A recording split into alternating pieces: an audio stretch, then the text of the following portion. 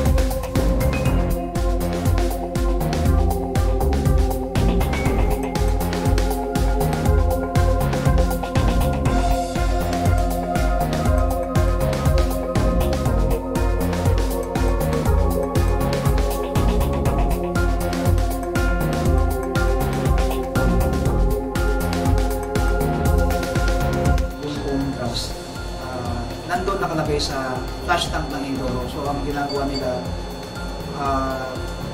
may contact sila, bali yung kasing nahuli natin is utusan ng alleged ng amo niya na kunin doon yung drugs.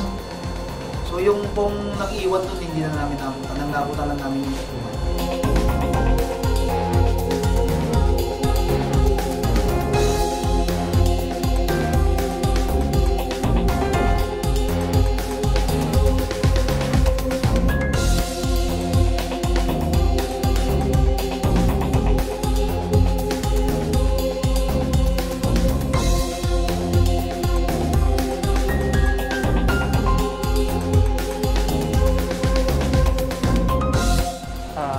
Ano masasabi niyo doon?